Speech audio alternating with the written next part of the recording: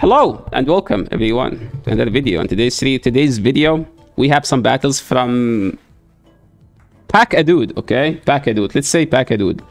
And he sent me his battles and he said he hit very high MMR with this team. It's an old battle, yes. It's a team that from a cup that doesn't exist. Yes, sorry, I was a bit late. That's 2, 3.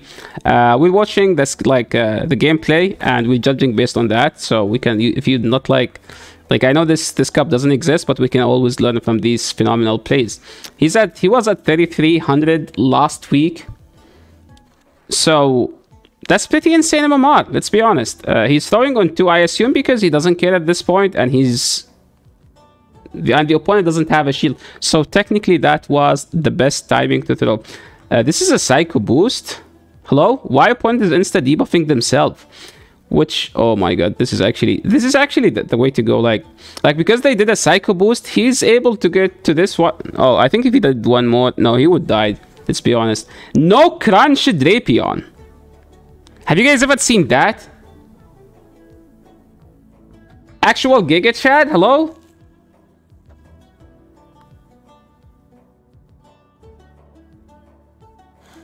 What is happening? Imagine not running crunch. What is the... this is a good catch. I mean, it's an aerial ace, but he saved his Drapion.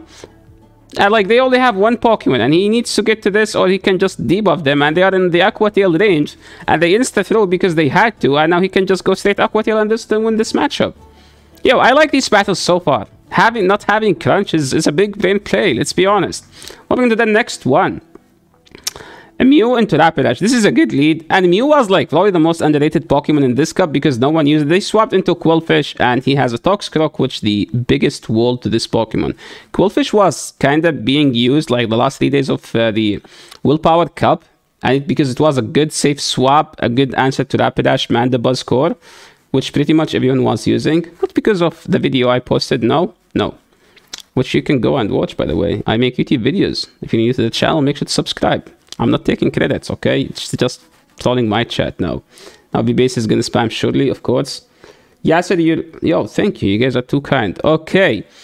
Not having crunch is good here. What does it do? I mean, you have the option to throw a neutral Aqua Tail.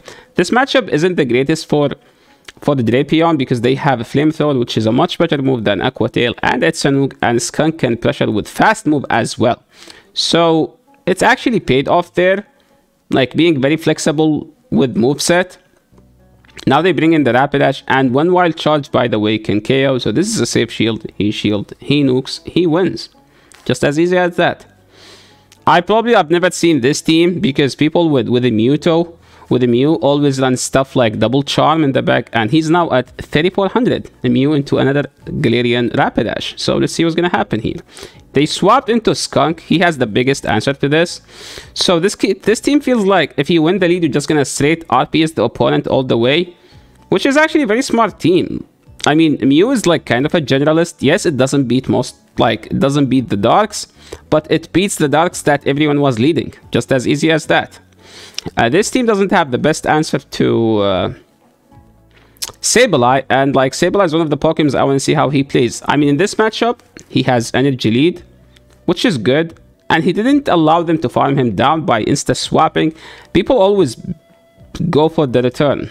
I was about to say people always shield, but no, I was patient enough so you guys don't call me out on that. So yeah, he didn't let them farm him down, and I think, I think he needs to undercharge, but it did enough because this is Shadow Drapion, and Rapidash doesn't have any defensive stats. Getting the Aqua Tail here is huge because he can go back to his Toxicroak and force them to throw energy if they have it, but they were slow in the action, and he won the game. Very well played. Another lead, that's good for Mew.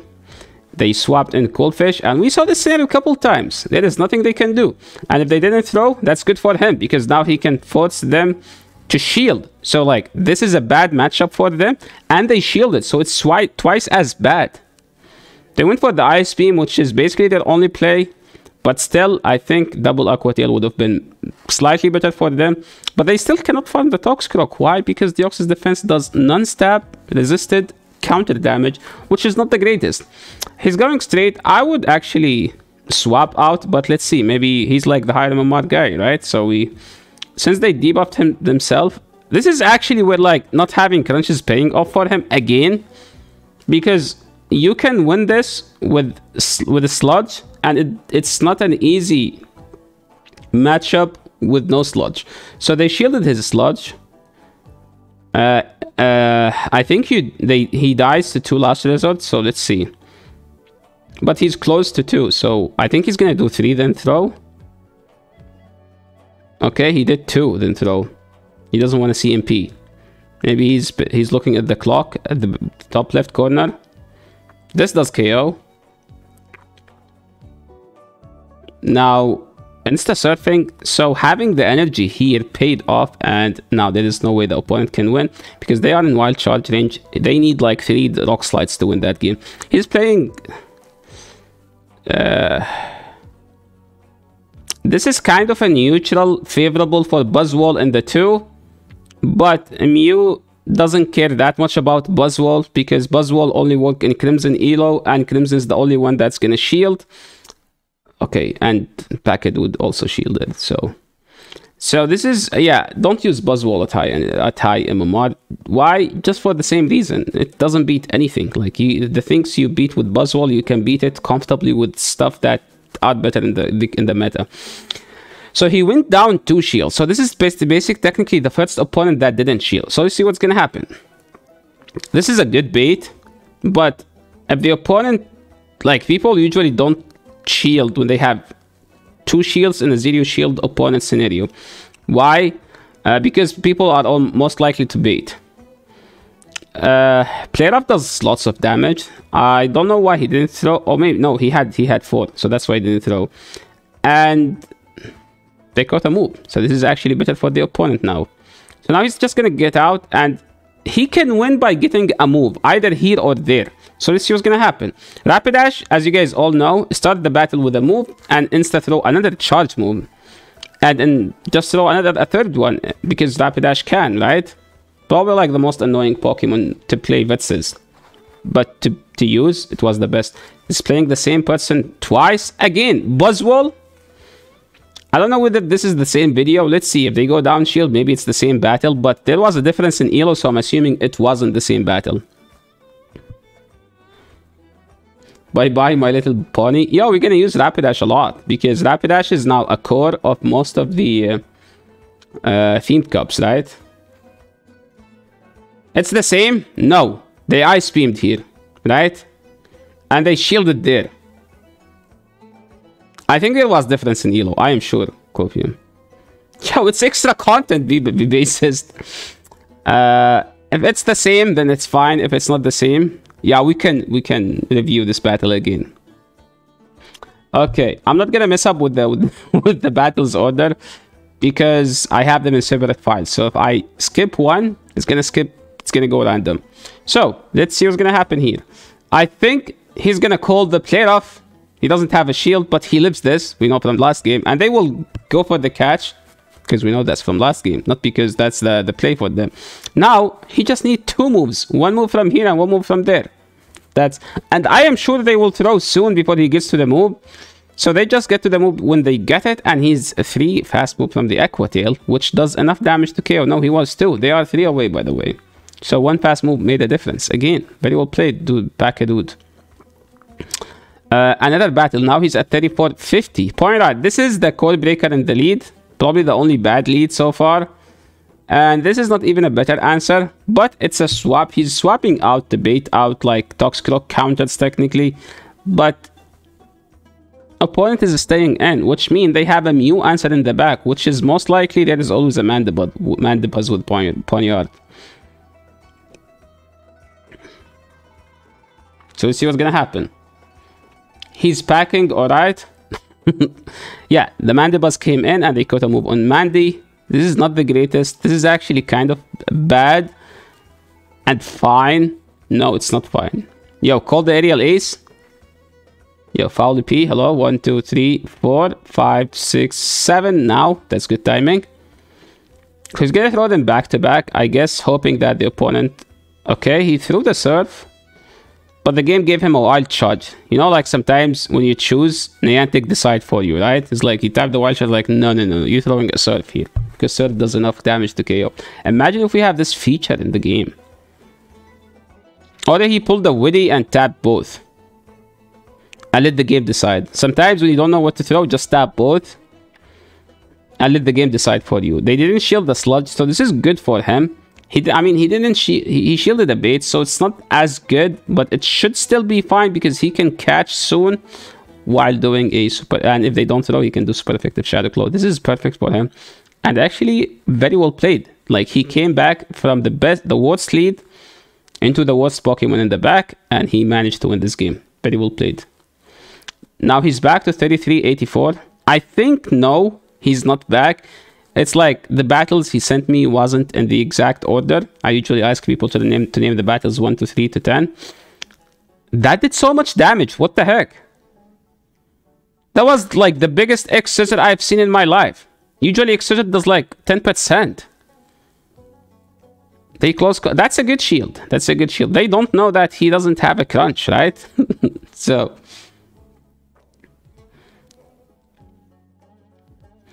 they threw on 2, which is bad timing for them, but I think they were going to throw on CMP, but he was aware and he didn't throw on CMP. Again, another skill. If you think the opponent's throwing on CMP, no, don't throw on CMP and get an extra fast move.